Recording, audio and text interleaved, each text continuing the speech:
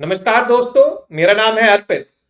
मैं आजकल के जो हॉट टॉपिक्स होते हैं ना, गरम मुद्दे, उनको डिस्कस करता हूं।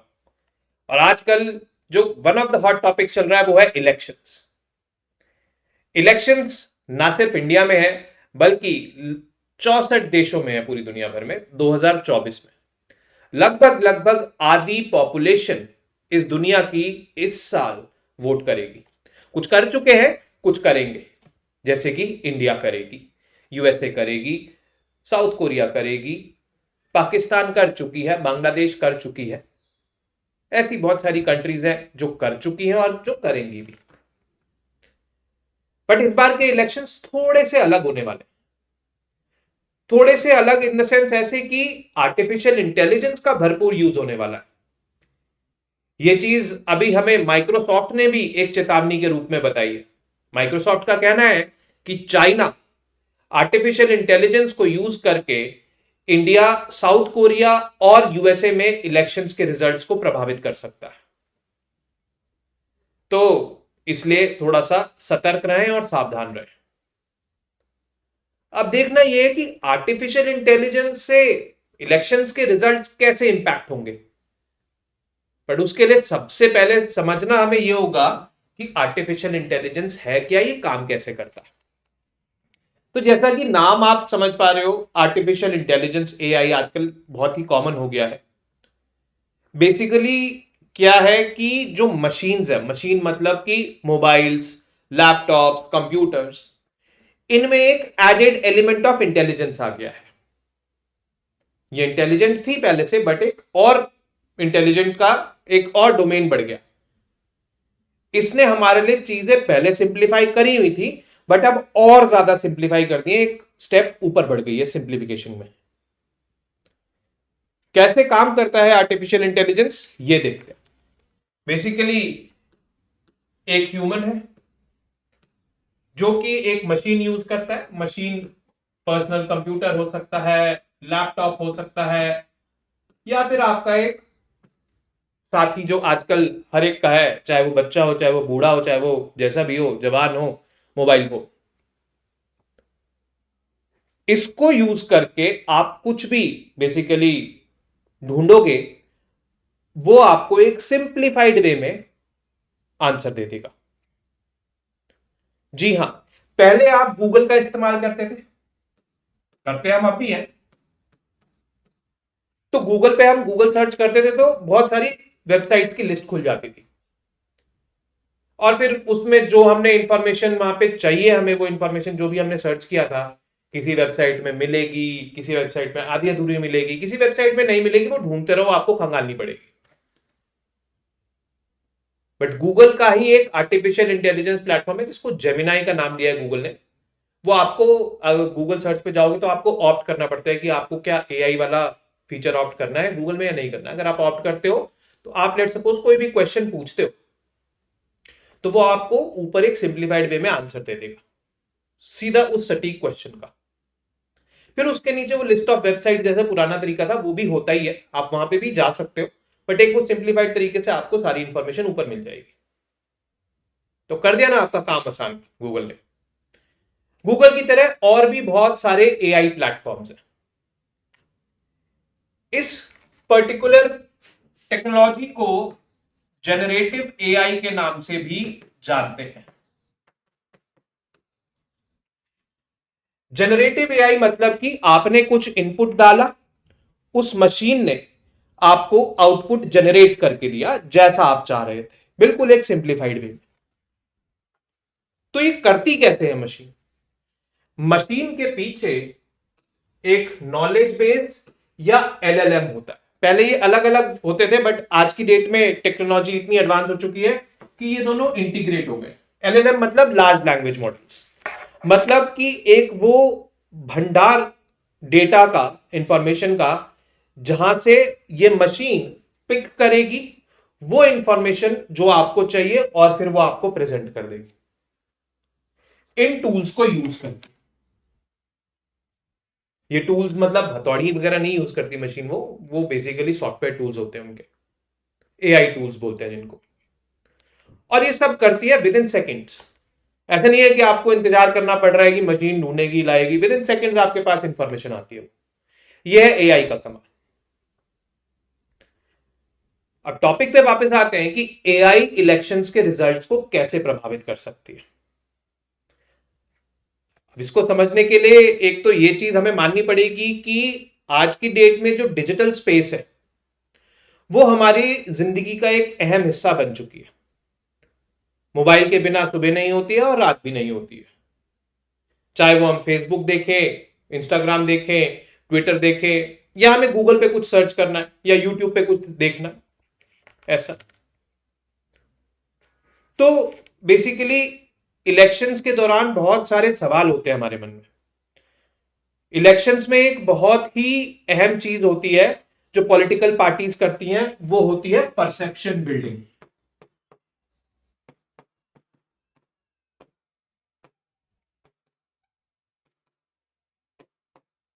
परसेप्शन मतलब नजरिया। ये इतना प्रचार करते हैं, एक ही चीज को बार बार बार बार बार बार बोलेंगे तो वो हमारी साइकी में बैठ जाती है, हम प्रभावित होने लगते हैं, हमारे एक परसेप्शन बनने लगता है, नजरिया बनने लगता है। जैसे कि फॉर एग्जाम्पल जो रूलिंग पार्टी है अभी, वो ऑपोजिशन या जो इंडिया अलायंस है उनके लिए कहते हैं कि ये करप्ट है, तो मोदी जी हर बार हर रैली में लगभग करप्शन का गान गाते हैं। अरेस्ट भी हो गए हैं, अरविंद केजरीवाल हो गए हैं और हेमंत सोरेन हो गए हैं, केसेस भी चल रहे हैं बहुत सारे लोगों पे। और ऐसा नहीं है, करप्शन केसेस प्रूव भी हुए हैं पहले भी और अब भी। जो ऑपोजिशन वाला अलायंस है वो एक नया राग गाता है कि डिक्टेटरशिप आ रही है, यहां पे हमारे सारे राइट्स खत्म हो जाएंगे, freedom of speech and expression खत्म हो जाएगा अगर बीजेपी दोबारा पावर में आ जाती है। तो उन्होंने इस मुद्दे को लेके वो एक परसेप्शन बिल्ड कर रहे हैं। मैं इस चीज में नहीं जा रहा हूं कौन सही है कौन गलत, परसेप्शन बिल्डिंग हो रही है। ये अब आपके ऊपर निर्भर करता है कि आप किस तरीके से चीजों को परसीव करते हैं, किस तरीके से चीजों को समझते हैं। बट आर्टिफिशियल इंटेलिजेंस भी आपका परसेप्शन बिल्डिंग में रोल प्ले करेगी। आपने कुछ इनपुट किया, लेट सपोज आपने ये इनपुट क्वेश्चन इनपुट किया कि अरविंद केजरीवाल करप्ट है क्या, या अरविंद केजरीवाल का रोल है इसमें, दिल्ली लिकर स्कैम जो जिसके तहत वो जेल में है। गूगल पे इनपुट किया आपने या किसी भी एआई प्लेटफॉर्म पे आपने ये इनपुट दिया, ये क्वेश्चन पूछा, और फिर इस नॉलेज बेस या एलएलएम में जो भी इंफॉर्मेशन होगी उसके तहत आपके पास आंसर आ जाएगा। आपका मानना यह है कि भाई ये कंप्यूटर है, एआई है, बहुत बड़ी चीज है, ये गलत नहीं हो सकती। बिल्कुल गलत हो सकती है जी। यहां पर क्या पता गलत इंफॉर्मेशन स्टोर्ड हो, क्या पता ये टूल्स इस तरीके से डिजाइन हो कि वही इंफॉर्मेशन पिक करके आपको दे जो बेसिकली पावरफुल लोग आपको दिखाना चाहते हैं। तो माइक्रोसॉफ्ट कह रहा है ना कि चाइना एआई का इस्तेमाल करके इलेक्शंस को इन्फ्लुएंस करेगा, तो वो इस तरीके से करेगा चाइना। वो एलएलएम्स को डिस्टर्ब करेगा, नॉलेज बेस को डिस्टर्ब करेगा, वहां पे वो सारी इंफॉर्मेशन डालेगा, क्योंकि उसको पता है लोग क्या सर्च कर रहे हैं। अकेले आप सर्च नहीं करोगे, ये पर्टिकुलर क्वेश्चन बहुत से लोग सर्च करेंगे, तो फिर ये बेसिकली पता लग जाता है कि क्या सर्चेज हो रही है, तो वो यहां पर इंपैक्ट डालेगा। और यहां पर इंपैक्ट उस तरीके से डालेगा कि जो वो चाहेगा इंफॉर्मेशन दिखाना लोगों को, वो वाली इंफॉर्मेशन ज्यादा डोमिनेट करने लग जाएगी यहां पे। और ऐसा नहीं है कि सिर्फ चाइना करेगा, ये कोई भी कर सकता है, कोई भी इन द सेंस जिसके पास टेक्निकल एक्सपर्टीज हो। होगा क्या, इसका एंड रिजल्ट ये होगा कि परसेप्शन बिल्डअप होगा लोगों का कि अच्छा गूगल भी यही बता रहा है, कहते हैं ना गूगल चेक कर लो, गूगल पे चेक कर लो, गूगल पे चेक कर लो, गूगल भी यही बता रहा है, तो मतलब वो मानते हैं लोग कि ये सही है, पर जरूरी नहीं है कि ये सही हो। ठीक है, तो एक तरीके से ये, अच्छा आपने टेक्स्ट में इनपुट करा, ठीक है, आपको जो रिजल्ट आया वो भी टेक्स्ट में आया, मतलब लिखा हुआ आया, आपने उसको पढ़ लिया। आर्टिफिशियल इंटेलिजेंस का यूज इस तरीके से भी हो रहा है, ये तो मैंने आपको एक तरीका बताया, और तरीका ये है कि आपने कुछ डाला और आपने इमेजेस जनरेट कर ली, आपने टेक्स्ट डाला, आपने वीडियो जनरेट कर ली, और वो फेक वीडियो जिनको हम डीप फेक के नाम से जानते हैं। आर्टिफिशियल इंटेलिजेंस का इस्तेमाल डीप फेक्स को प्रोड्यूस करने में भी किया जा सकता है और ये डीप फेक्स इलेक्शंस के रिजल्ट को प्रभावित कर सकते हैं। यहां पर मेरे पास 3 एग्जांपल्स भी हैं, ठीक है, पर उन एग्जांपल्स में जाने से पहले देखते हैं कि 3 वो तरीके जिस तरीके से एआई डिस इंफॉर्मेशन स्प्रेड कर सकती है, मतलब गलत खबर फैला सकती है। पहला, it can magnify the scale of disinformation. वो बेसिकली दुष्प्रचार के पैमाने को बढ़ा सकती है कई गुना, क्योंकि भाई गूगल हर कोई यूज कर रहा है, या कोई भी मोबाइल फोन्स या एआई प्लेटफॉर्म्स बहुत सारे लोग यूज करते हैं। फिर डीप फेक्स बनाए जा सकते हैं, पिक्चर्स, ऑडियोज, वीडियोज, वो एक्चुअली में होंगे नहीं सच, बट वो इस तरीके से आपको दिखेंगे कि ये सच है। वो जो वीडियोस बनी है या जो वो ऑडियोज बनी है वो आर्टिफिशियल इंटेलिजेंस का यूज करके बनी है। और तीसरा है माइक्रो टारगेटिंग। माइक्रो टारगेटिंग मतलब कि आपके पास आपके व्हाट्सएप पे मैसेज आ सकता है, डियर एक्स, आपका जो भी नाम है, जैसे अगर मान लो मेरे पास आता है तो डियर अर्पित, मैं नरेंद्र मोदी या मैं अरविंद केजरीवाल, इस तरीके से, या मैं राहुल गांधी। आपको लगेगा यार ये तो मेरे को भेजा है मैसेज। जी नहीं, आपको नहीं भेजा, आपके जैसे हजारों करोड़ों लोगों को भेजा है। बस वो आर्टिफिशियल इंटेलिजेंस की मदद से आपका नाम पिक करके आपके पास वो मैसेज आ गया। तो इस तरीके से माइक्रो टारगेटिंग कर सकते हैं जिससे कि इंसान प्रभावित होता ही है, ठीक है। तो ये 3 तरीके हैं। अब हम देखते हैं एग्जांपल्स, कहां पे आर्टिफिशियल इंटेलिजेंस का यूज हुआ और उसने लोगों में परसेप्शन बिल्ड किया। तो this gentleman mister M Karunanidhi 2024 जनवरी में, मतलब इसी साल की स्टार्टिंग में ही, डीएमके के ये लीडर थे।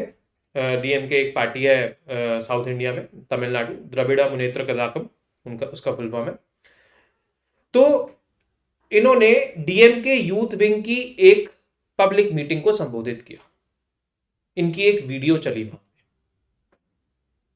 उस वीडियो में ये कहते नजर आए कि सेंटर जो है हमको आगे नहीं बढ़ने दे रहा है, हमको हमारी गवर्नमेंट, हमारी सरकार नहीं चलाने दे रहा है, हमारे जो राइट्स हैं उसको सप्रेस कर रहा है।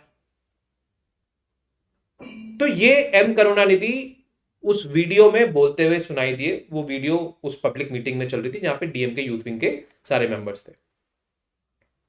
अब मजे की बात यह है कि एम करुणानिधि 2018 में मर चुके हैं, बट आज की डेट में उनकी ये वीडियो चलाई जा रही है। ये वीडियो ऐसा नहीं कि 2018 से पहले बनी होगी और चला आपने, ये वीडियो आज ही बनी, मतलब अभी बनी है। उनकी आवाजें थी, मतलब उनकी वॉइस रिकॉर्डिंग्स थी, वो कुछ भी बोल रहे थे, मतलब उनकी वॉइस के हमारे पास सैंपल्स थे, उनकी वीडियोस भी थी, उनकी इमेजेस भी थी। तो हमने एक स्पीच तैयार करी टेक्स्ट में, एआई टूल्स की मदद से उसको टेक्स्ट टू स्पीच कन्वर्ट कर दिया। और एम करुणानिधि की सिंस आवाज थी, सैंपल वॉइस थी, तो वो पूरी की पूरी स्पीच एम करुणानिधि की आवाज में हो गई एआई टूल्स की मदद से, और उसको हमने वीडियो के साथ इंटीग्रेट कर दिया। उस वीडियो को अगर आप देखोगे तो आपको लगेगा एम करुणानिधि ही बोल रहे हैं। डीएमके यूथ विंग के लीडर्स को पता है कि एम करुणानिधि मर चुके हैं। मैसेज ये भी फैलाया गया वहां पे फिर उसके बाद कि this is the message from heaven, ये ऊपर से आ रही है इनकी आवाज। अब सिंस लोगों को पता नहीं है इसके बारे में, इस टेक्नोलॉजी के बारे में, आर्टिफिशियल इंटेलिजेंस के बारे में, तो बहुत सारे लोगों ने इसको सच भी माना और उनका एक परसेप्शन बिल्ड हो गया जो कि सेंटर के खिलाफ था। यही करना चाह रहे थे डीएमके के लीडर्स। आर्टिफिशियल इंटेलिजेंस टेक्नोलॉजी की वजह से उन्होंने वो एक डीप फेक वीडियो बनाया, वो एक डीप फेक वीडियो चलाया, परसेप्शन बिल्ड हो गया, मोटिवेट हो गए यूथ विंग के लीडर्स। ऐसा हुआ इंडिया में। दूसरा एग्जाम्पल है हमारे पास अर्जेंटीना से। तो ये जो देख रहे हैं आप, इनका नाम है सर्जियो मासा। सर्जियो मासा एक प्रेसिडेंशियल कैंडिडेट थे, दूसरे प्रेसिडेंशियल कैंडिडेट थे जावियर मिली, जो अर्जेंटीना की प्रेसिडेंट के लिए लड़ रहे थे। इलेक्शन से कुछ दिन पहले, मतलब वोटिंग से कुछ दिन पहले, सर्जियो मासा की एक ये इमेज जो है ये सर्कुलेट हो गई। इस इमेज में सर्जियो मासा चाइनीज मिलिट्री जनरल वाले कपड़ों में नजर आए। चाइना की मिलिट्री की जो ड्रेस है वो नजर आई, रेड कॉलर, कम्युनिस्ट कलर होता है वो, और सारे वो बेसिकली चाइना वाले वहां पे जो स्टार्स वगैरह यूज होते हैं, जो भी उनकी तरीका होता है मिलिट्री यूनिफॉर्म्स का, वो था। ये इमेज बेसिकली एआई को इस्तेमाल करके बनाई थी, ये भी एक डीप फेक थी, और ये ट्विटर यानी कि एक्स पे बहुत ज्यादा वायरल हुई उस देश में। मैसेज ये गया पब्लिक में कि अगर ये मासा, सर्जियो मासा पावर में आ जाता है तो हमारी कंट्री चाइना के कंट्रोल में आ जाएगी, चाइना हमारी कंट्री को एक डेट ट्रैप में फंसा लेगा, जैसे कि श्रीलंका को फंसाया या और सारी कंट्रीज को फंसाया। नतीजा ये हुआ कि सर्जियो मासा इलेक्शन हार गए और जावियर मिली इलेक्शन जीत गए। मैंने ये कहीं भी नहीं बोला है कि ये जावियर मिली का काम था, बट ऐसा हुआ, इनकी एक इमेज सर्कुलेट हुई और जिसकी वजह से ये इलेक्शंस हार गए। एक और एग्जांपल हमारे पास, ये एग्जांपल आ रहा है स्लोवाकिया से, क्योंकि एक यूरोपियन कंट्री है। वहां पर पार्लियामेंट्री इलेक्शंस थे, और उस पार्लियामेंट्री इलेक्शंस में दिस जेंटलमैन मिस्टर मिकाल सिमेका, इनकी एक ऑडियो वायरल हो गई। ऑडियो में माइकल सिमेका मोनिका टोडोवा नाम की एक जर्नलिस्ट से बात करते हुए नजर आए। ये सुने गए, नजर तो क्या है, वो ऑडियो थी तो सुने गए। क्या बोल रहे थे मिस्टर माइकल सिमेका? वो उस जर्नलिस्ट को ये बोल रहे थे कि हमने एक माइनॉरिटी कम्युनिटी के वोट्स खरीद लिए हैं। उस माइनॉरिटी कम्युनिटी का नाम है रोमा, जो कि स्लोवाकिया में है। और ये ऑडियो सर्कुलेट हुई बहुत ज्यादा इलेक्शन से पहले। एंड रिजल्ट क्या हुआ कि मिस्टर माइकल सिमेका इलेक्शन हार गए। पता लगा बाद में इन्वेस्टिगेशन से कि वो जो ऑडियो थी वो फेक थी, वो डीप फेक थी। किसी ने माइकल सिमेका की आवाज को और मोनिका टोडोवा की आवाज को यूज करके वो ऑडियो बनाई और वो सर्कुलेट करी। तो इस तरीके से एआई ने स्लोवाकिया में, अर्जेंटीना में इलेक्शंस को प्रभावित कर दिया है ऑलरेडी। एंड अब माइक्रोसॉफ्ट की वार्निंग आई है कि भाई यूएसए में, साउथ कोरिया में और इंडिया में भी प्रभावित कर सकते हैं। तो बेसिकली बात यह है कि हमें एक रिस्पॉन्सिबल वोटर बनना, जो भी इंफॉर्मेशन हम इंटरनेट पे देखें, चाहे वो फेसबुक हो, इंस्टाग्राम हो, ट्विटर हो, व्हाट्सएप हो, कहीं भी हो, आप किसी भी चीज को देखते ही परसेप्शन मत बना लो। आपको अगर रुचि है उस बारे में तो आप और जानो कि भाई क्या है ये चीज, आपको कहीं ना कहीं सच्चाई का पता लग जाएगा। और आपको इस तरीके से एक रिस्पॉन्सिबल वोटर बनना है और एक अवेयर वोटर बनना है। और सिर्फ आपको ही नहीं, आपके फैमिली मेंबर्स को भी आप ये चीज सिखाइए, क्योंकि चाइना के जो मंसूबे हैं, अगर माइक्रोसॉफ्ट की चेतावनी सच है तो हमें उस चीज को तो बेसिकली कामयाब नहीं होने देना है।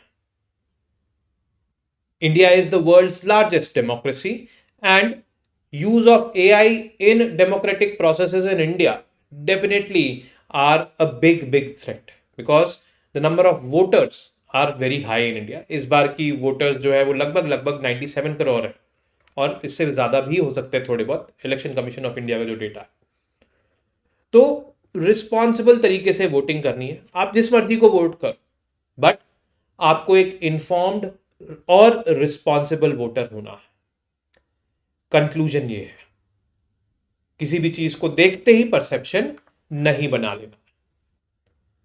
तो ये बेसिकली मेन मुद्दा था जो मेरे को आप लोगों को बताना था। आई होप आप लोगों को ये पसंद आई होगी वीडियो। अगर आई है तो लाइक, शेयर, सब्सक्राइब जरूर कीजिए, और अपने फैमिली, फ्रेंड्स के साथ ये शेयर भी कीजिए। नमस्ते, जय हिंद।